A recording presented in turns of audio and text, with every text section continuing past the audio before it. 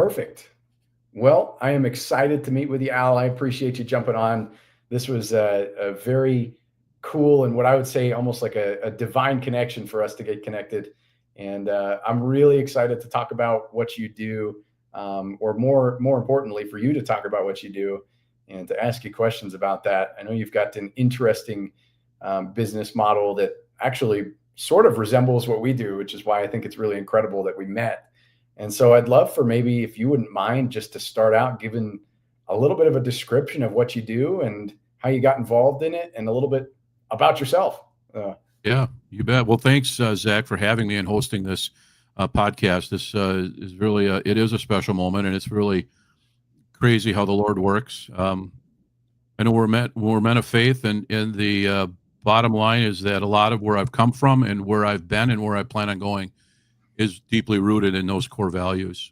And I'm not ashamed to speak of it. In fact, I think we need more people that are willing to, get out there and share good news and Big time. make sure that that type of information is spread like wildfire. But anyhow, I grew up in a small community in Wisconsin and grew up in a family-run small business. And my father was a World War II vet and always really taught me the hard work ethics.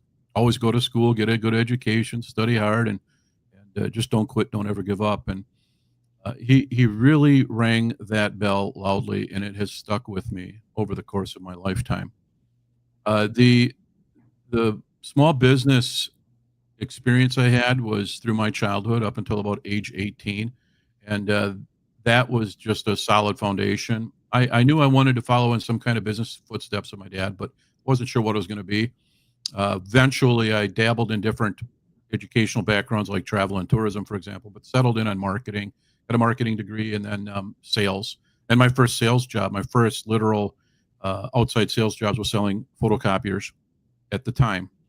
They were not printers or multifunctional devices. And so I was literally a cold calling phenom. I had to get out and hit my quotas and knock on doors and make phone calls, set appointments, and do demonstrations. Literally had taken copiers in vans, rolled them up on a ramp, and then delivered them and demonstrated them in suits and ties. And that's the way it was in the 90s. Started that job in 92, got out in 97.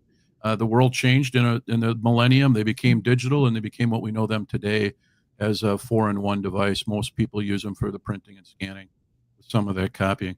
Why do I bring this up? Because of those 15 years, my dad always told me to get that good job. Don't quit. Stick with it. And I did, even though I ran into a lot of issues with the core values in that industry that I just ultimately had enough. And so I was recruited in 2007 to work for Northwestern Mutual, a very a prestigious financial services firm. And to get that job, we had to go through a lot of background checks, and we're subjected to suitability sales laws and licensing, and there was oversights like FINRA, SEC, and the Office of Insurance Commissioner. And the light bulb went on. It was like, oh man, that's why the copier industry was kind of this conflict with me, because they didn't have any of that. It's a Wild West. It truly was. That's how I felt about it. It's how I interpreted it. Yeah. And so I did that for a couple of years, found out it wasn't my thing. And then I got into employment, staffing, recruiting type world, and then recreational fishing and swim ponds. And each of those 3 jobs were 2 years, total of 6 years. And it gave me the culmination of what was to be the foundation of Copier Consulting, LLC, which was me taking the knowledge that I had in 15 years of selling them, those 6 years of post-sales copier sales jobs, and what I did for those jobs. And again, it's crazy how the Lord works in mysterious ways, but those last 3 jobs provided me an opportunity to say, hey, you know what? Maybe I don't have to get rid of 15 years of copier sales. Maybe I can get into creating my own company. And so I wrote a business plan, and I had been involved in our chamber and different nonprofits, and went to the people that I knew, and I said, here, I wrote a business plan. If you think I'm crazy, I'll get a sales job. If you think that it's got merit, tell me.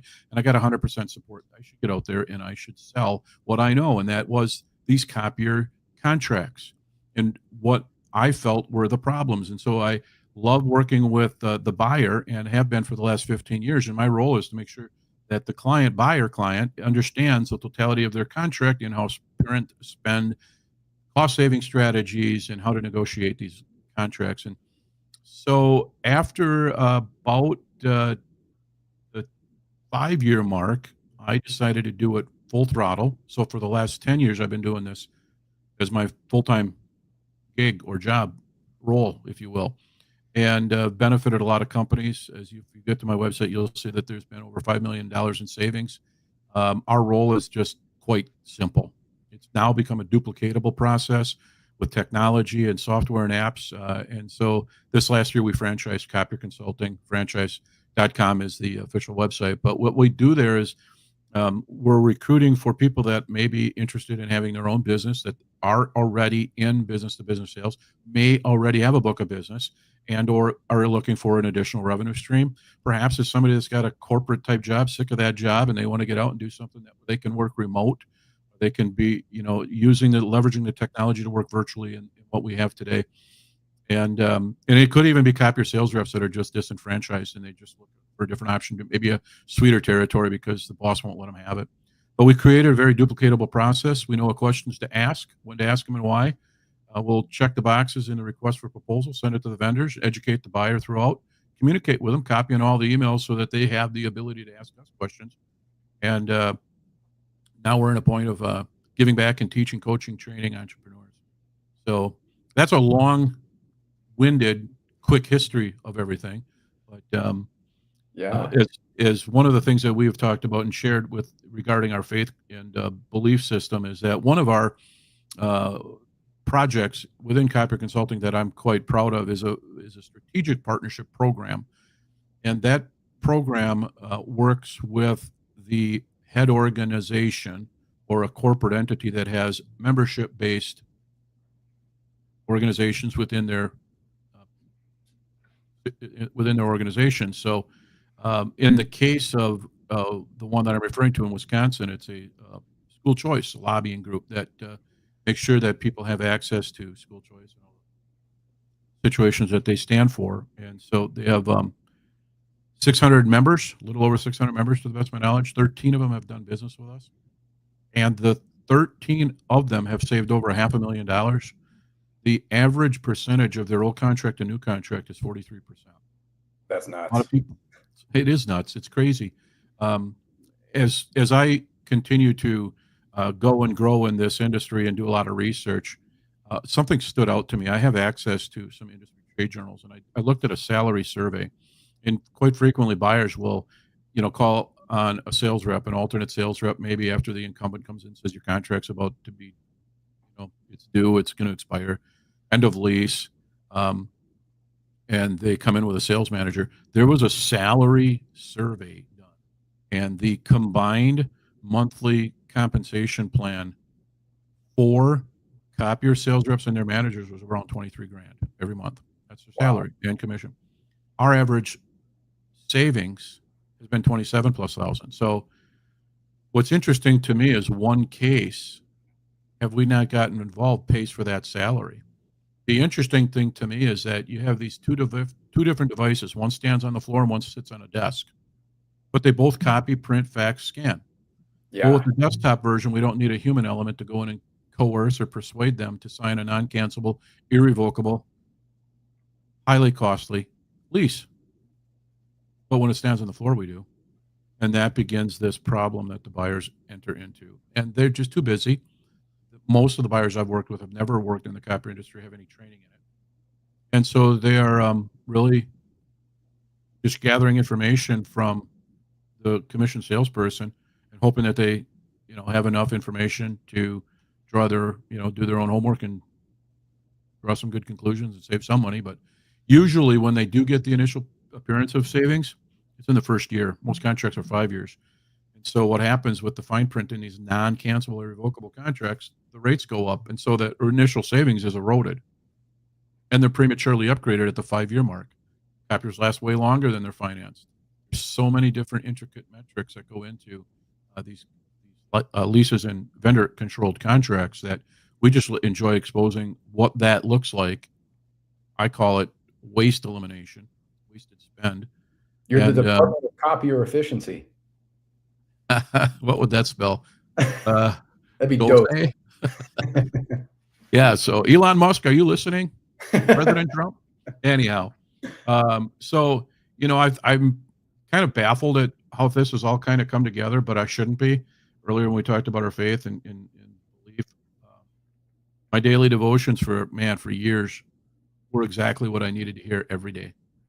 And I was like, if this doesn't convert an atheist, I don't know what will. But it was an interesting journey. It still is an interesting journey. And now I'm going into this new world of franchising, which I am beyond thrilled for. And I'm very excited to coach, train, and mentor aspiring business owners. Along with that, we're also creating affiliate partnerships where there are other categorical expense reduction people like yourself within telecom, mobile, shipping, freight, cybersecurity, network, energy. And I know you and I were looking at, was it one church, 8 brick and mortar locations was in the 5-figure monthly savings, 4 or 5-figure monthly savings Yeah, on there's several that we can find. Yeah. on internet alone. Yeah. Well, I So guess in that one, very close. Yeah, there were a couple there that were pretty close to that. Yeah, it's nuts. I mean, you start looking at, several locations for a church, an organization, anybody. And if you're looking at, fiber at each of those locations, it gets expensive. The money really adds up and it can make a huge difference. And I think that's kind of what's cool about what you do is that, I mean, it's similarly for our side of it. It's generally just like either A, a lack of education, B, maybe nobody ever looked, or C, there's just no time. And I think there's kind of a similar thing on the copier side where it's like, I would never touch a copier. I work in IT and I just do not deal with that. That is not the strong suit I have because they are completely different than anything else on the network. And so because of that, the expertise that you bring, I think is really uniquely positioned to serve those types of organizations, whether it's tax dollars at a school or whether it's donor dollars at a church or whether it's, investor dollars at a company. It doesn't matter. These are all dollars that are incredibly important to the operation of whatever organization there is. And it just makes a huge difference. The fact that you can come in there and you can save this much money on what's really a primary and simple business function. So, yeah. it is. And, sometimes during the journey that I've been on, I pinch myself and I wonder, why is this? But it comes down to this. This question resonated with me a long time ago. Who knows more, the buyer or the seller? Sellers know more. No matter what we go and acquire, buy, negotiate on our own behalf, there almost always is a disparaging difference between the knowledge of a seller and what the buyer has access to. And I'm sure it's intentional, but that's just my opinion. But at the end of the day, as a former seller we ought to hire expense reduction specialists. Somebody that's worked in an industry should go with us when we go and acquire a high ticket item, or quite frankly, anything that's costing a lot of money over the period of time, over a contract. And so I just believe there's a lot of people out there in our world today that want to do what we're doing. And the people that I've worked with to create the franchise are phenomenal. I couldn't be more thrilled partnering with that company. But probably the biggest thrill I get is when I see the light bulb go on for the client and they are somewhere in the middle of the process and they go, oh, wow, I get it.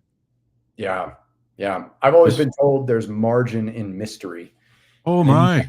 My stuff, I try to avoid the mystery. As long as you can avoid the mystery, you can find the margin and then you can negotiate properly. That's usually how it works. I just created a marketing doc for prospective franchisees. And in there, I create or I illustrate what the problem is. And the first thing I have in quotes is that this industry, the copier industry, has taught me and still has it. I hear it every once in a while that there's margins in the mystery. Oh, yeah. Yeah. And the mystery is what's behind that monthly lease payment. Yep. What's really built in there. And I can extrapolate that to the nth degree to the extent the eyes gloss over the buyer. So I try to sit back and say, look, I humbly submit to you. I understand this industry extremely well. I'm going to want to work with you. I want to be on your team, but not your payroll. I'm going to collaborate with you. I'm going to ask you a lot of questions. You need to give me some of your documentation. We'll look at the totality of the opportunity, where the problems lie and what the opportunities look like for a solution. I'll copy in all the emails. You have a chance to ask questions throughout the process. and at the end, you'll keep the majority of the savings. So I don't want to make it much more complicated than that because it doesn't have to be. However, I'm very willing to go into the rabbit holes, the weeds with people when they want to. There's a different audience in every case.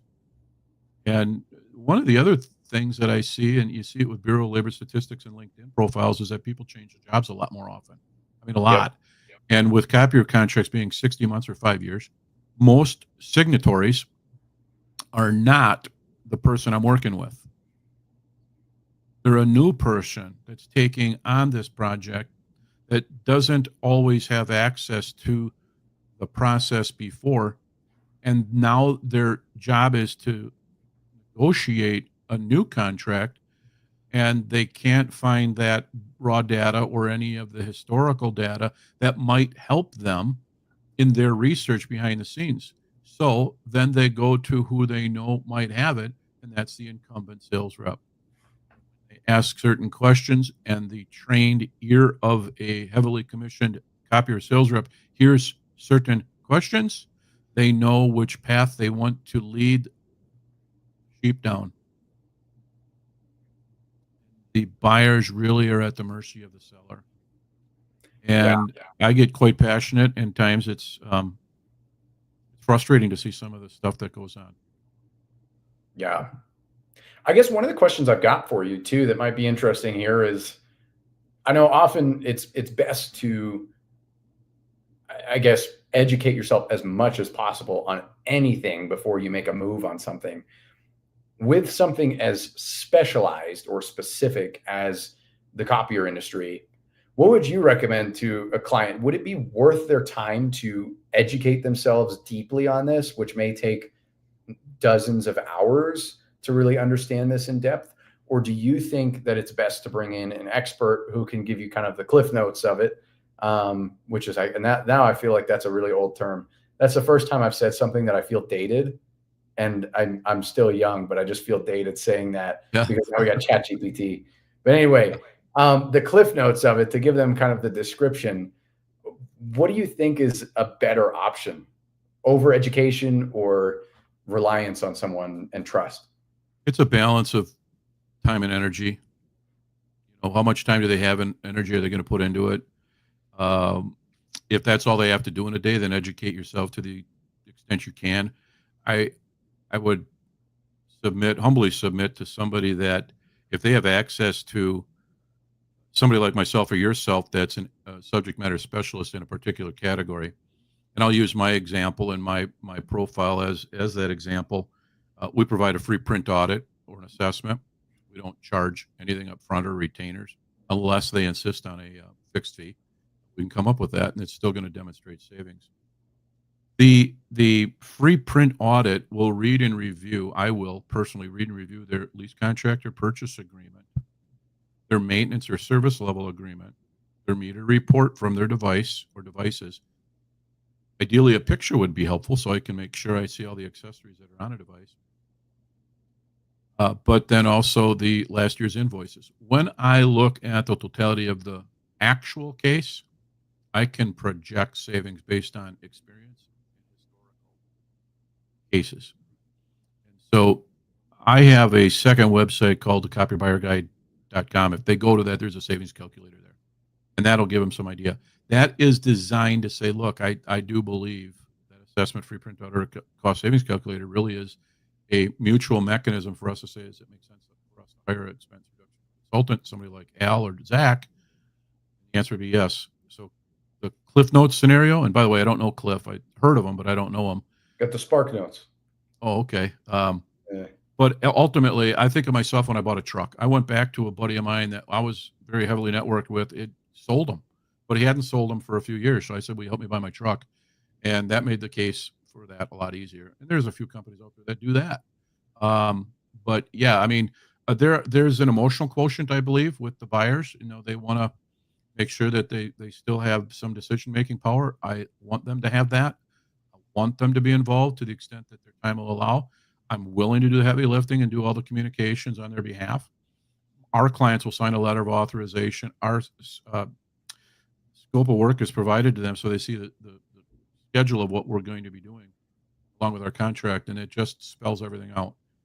I try to make sure that we have all the frank and transparent upfront conversations so that when they make a decision, they're like, I get it, I understand it, I want to hire you. There's no need to not be transparent. I mean, it's pretty straightforward.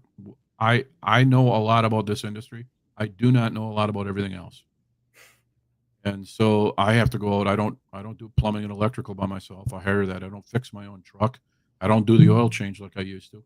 I have to hire somebody. It's a matter of time and efficiency. So yeah, I would say that for every church and school, municipal, county type government, for profits and nonprofits to encompass them all, there is a intentional mechanism in our process to provide that free upfront situation. It's mutual. I want to make sure it's going to be worth my time as well as theirs.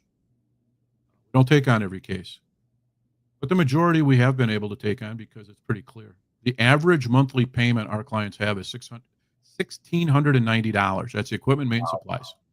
Multiply that by 60 months. We find that savings are somewhere in the 28 to 58 across the board. Earlier, I said 43 for the private churches and schools. School affiliation because it's tied to the school choice program, which is private educational lobbyists. So anyhow, they ought to look at us. They ought to have that conversation because if at the end of the day they don't want us, at least they've vetted us. Have a frank and open conversation. We can make recommendations. On the rare occasion we have a desktop printer person starting out company, maybe just a real small sole proprietor, and they just went out to Amazon or online or someplace and bought one. That person, I'm just going to give them free advice. Just be aware that your starter cartridges, whether it be ink or toner, is probably going to need to be replaced fairly quickly, and the cost to replace them for high yield is about the price of your equipment you just paid for. So if you bought it for $500, expect to pay another $500. So now you're at $1,000. Don't be surprised, but 1,000 sheets of paper ish, and it's always worth running the numbers, is a guideline that I always use verbally. That when you exceed that, you're probably going to move into that floor standing machine because it's built a little heftier and a little bit more beefier. Parts are larger, so they handle more volume and yield. It's in that 1,000 prints or copies a month that if you're less desktop, if you're more floor standing, and then once it's floor standing, you probably should talk because you're probably in the growth or mature phase of your organization's life cycle, and you probably have at least copier. You probably are in a situation where we can help. Yeah. Well, I mean, it's just such an interesting space because there's several people that just don't have any idea how any of this works. And then there's very few people that do, like yourself. And I certainly, again, like I said, would not be an expert in this. And so if we ever had anything where we needed help, I mean, we're bringing in you because it's not a specific expertise that we've got. So yeah, I think that's super interesting. And I don't know. I think it's almost it's similar kind of what we do. It feels like a little Robin Hood type thing, like go bring it back in and support whoever you're trying to help there. But yeah, no, we live in our businesses are very unique in their messaging and opportunity, and we serve a niche audience. Yeah. And most people will not have this conversation. Oh, by the way, did you save money on your copier with Copier Consulting? They won't do that. It doesn't exist. It requires somebody to hear this and say, hey, I know the person that makes a decision or is involved in it. And ideally, we're working with the C-suite, presidents, owners, et cetera, that are ultimate decision makers so that when they provide the approval, the entire process is a lot more smooth and streamlined. Doesn't mean that we can't work with office managers, facility, or materials, but internally, when they need to go get that approval, it seems like it just takes forever to get projects done. And for us, we can operate at lightning speed. Not long for us to get projects done. When we have delays in a project, it's usually tied to vendor delays or sickness, illness, or vacation type things with the client. Gotcha. So at the end of the day, we've created a process that can knock these projects out in 30 days. Yeah. Yeah. Well, that's really cool. Well, I know we're kind of coming up on sort of the end of the amount of time that we got here. So I guess really what I'd love to get is maybe like one piece of advice that you'd give to organizations that are struggling with their, copier needs, or even maybe just looking to save some money and wanting to explore something like that. So that'd be number one, is the piece of advice. Number two is how viewers can connect with you. And then number three would just be additional thoughts and whatnot, and what you'd want to share with the audience. Well, I remember when I was in the industry selling, and one of the things they taught us, and it's still, I think, true today because I find it with our clients, is that people do not know what their in-house print spend is in totality. A buyer or a accounting department might mention a number, but it's usually not the totality. They might say it's in a lease payment, but they don't know the entirety of their maintenance costs and maybe overage costs and what their options are. So the advice there is to really, truly get a handle on what your in-house print spend is, so that you can write your own request for proposal and control the sales cycle, and not leave that up to the sales rep. If you leave it up to the sales rep, expect to go down the path that they want to direct you. What was the second question? That would be where people can find you. Perfect. CopierConsultingLLC.com is the consulting version or side of what I have been doing. Copier Consulting franchise is for the entrepreneurs who want to do what we're doing. My email is al@copierconsultingllc.com. That all comes to me on the contact us page. So if you're on either one of those websites, and at the end of the day, I'd say a very, very high percentage of our clients save a lot of money. Very few people are turned away at the free assessment. Awesome. So I hope that answers your questions and addresses some of these high-level, typical hot button topics for people in your world with telecom, mobile, internet, energy, shipping and freight. Network, and you have other Cybersecurity. cybersecurity. Yeah. I presume that it's similar in the psychology of the buy-sell arrangement and the internals of an organization. The buyers in those organizations also want to know as much as they can, but they're probably not going to have the backdrop or education in that industry. And they're Yep. relying on the seller to tell them the truth. Well, as my dad said, the military taught them, trust but verify. Yeah. I think we are uniquely positioned to be an entity that can help them, guide them, so that these churches and schools are able to maximize the budgets, and they can be the best managers of the tithe. A lot more that they can do that's proactive, in line with their mission, if they're not giving it all away to the vendors that they need the product from. So I think fair and reasonable comes to mind. How can we help them get fair and reasonable contracts, terms, conditions, rates, and pricing? When it comes to copiers and printers, that's me. When it comes to telecom, mobile, shipping, cybersecurity, network, energy, internet, that's you. Yeah. And it's really cool how we kind of unintentionally met. I believe it was through LinkedIn. And so here we are. I appreciate your time today. Yeah. You hosting this. Yeah. I appreciate yours as well. And I really love talking with you, and looking forward to continuing the partnership we got. I think that you've got an amazing opportunity here to serve. And so we're excited to continue that on our side as well from Lamb Telecom. And so appreciative of your time today. Looking forward to what God's got for the future for us. And thank you very much for joining. All right. Thanks, Zach. Have a good rest of your day. Thanks.